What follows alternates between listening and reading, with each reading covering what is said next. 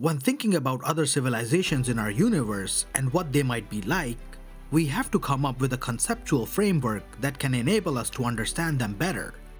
Based on the limited sample of our own civilization, we may want to assume that any civilization in the universe would naturally want to consume resources to grow and expand to ensure their survival. Since the same laws of physics would apply to all civilizations in the universe, we can reasonably assume a standard of measurement in terms of energy use. In 1964, Russian astrophysicist Nikolai Kardashev figured that civilizations can be categorized by the total amount of energy available to them. He called it the Kardashev scale. Initially, he came up with 3 civilization types: Type 1, Type 2, and Type 3. However, other astronomers have recently extended the scale from Type 0 all the way to Type 6 as new theories in modern physics have emerged. Some people have gone as far as to categorize a Type 7 and beyond. When the Kardashev scale was first proposed, Carl Sagan, an American astronomer and astrophysicist, derived a formula to calculate any given civilization's Kardashev ranking in terms of its power or energy use over time. It is due to this fact that the Kardashev scale is continuous in nature, so a civilization can in fact be any value in between the given types. So let's examine these different types of civilizations and some of the things they can accomplish.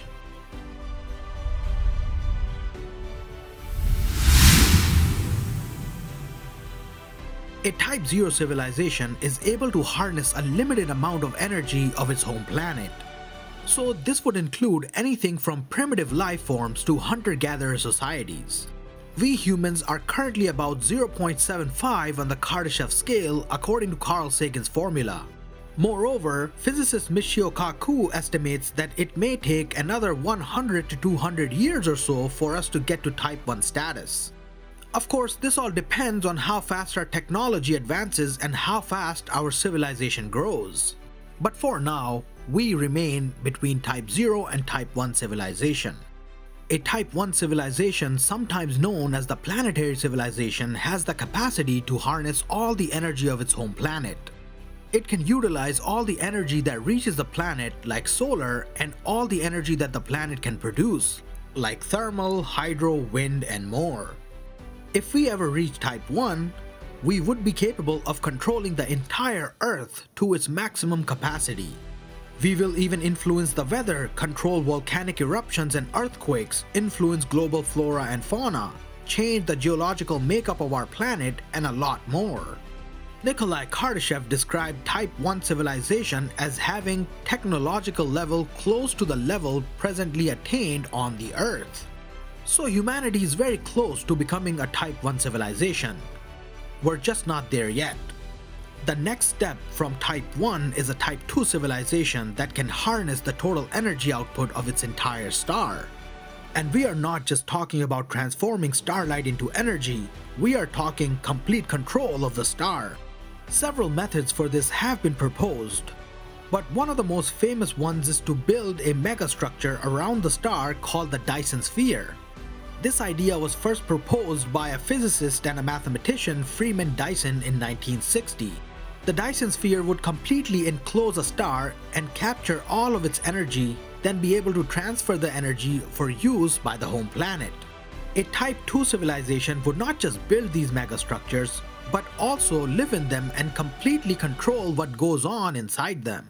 Furthermore, a Type 2 civilization would also be able to control the orbit of all the planets in that solar system alongside their rotation and position. Harvesting asteroids and comets would also be a common culture for this type of civilization. So basically, a Type 2 civilization can manipulate and consume all the energy of its entire solar system. So when will humanity reach Type 2 status? Well, currently it's estimated that humanity will reach Type 2 in about 1,000 to 2,000 years. That's of course if we make it to Type 1 first. A Type 3 civilization is a galactic civilization that is capable of harnessing the energy of its entire galaxy.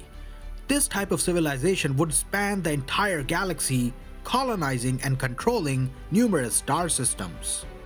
It would be able to harness, store, and use the energy output of all the stars within that galaxy.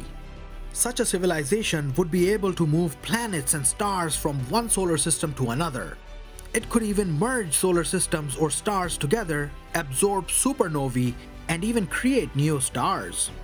At this stage, there would also be colonies of robots that are capable of self-replication, colonizing star after star. They might also build Dyson structures to encapsulate each star in the galaxy, creating a huge network that would carry energy back to its home planet. Not only will this civilization be able to harness energy from stars, it will also be able to harness energy from black holes, even setting up colonies near them.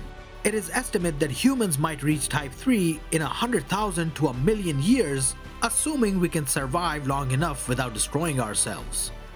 A Type 4 civilization would be capable of harnessing the energy of its entire universe. This civilization would be able to travel throughout the universe and consume the energy output of several and possibly all galaxies. It would be capable of manipulating space-time itself, granting it access to things that we can only see in science fiction. It may even control entropy, possibly becoming immortal. Moreover, a Type 4 civilization would have tapped into energy sources unknown to us using strange or currently unknown laws of physics.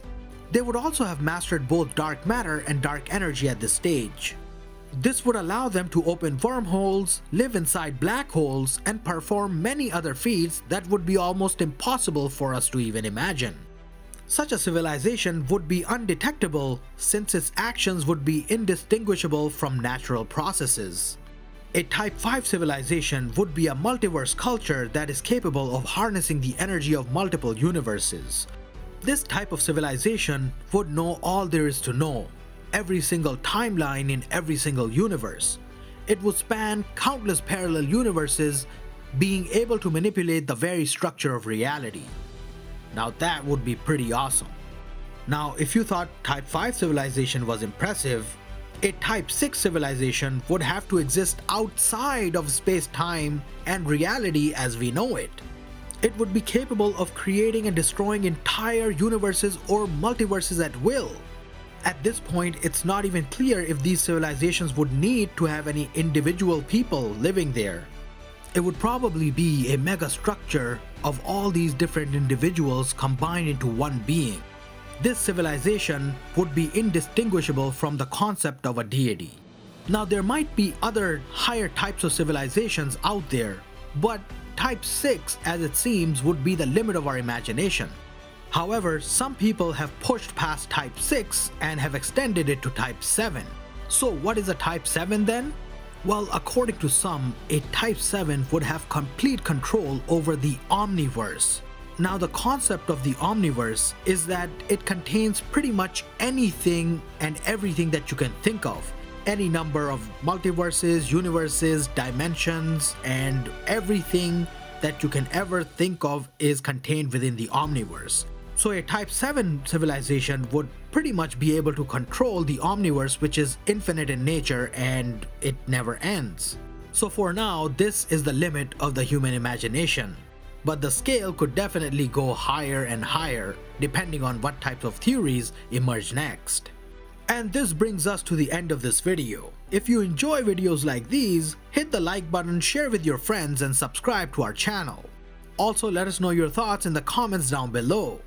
Until then, we'll see you in the next one.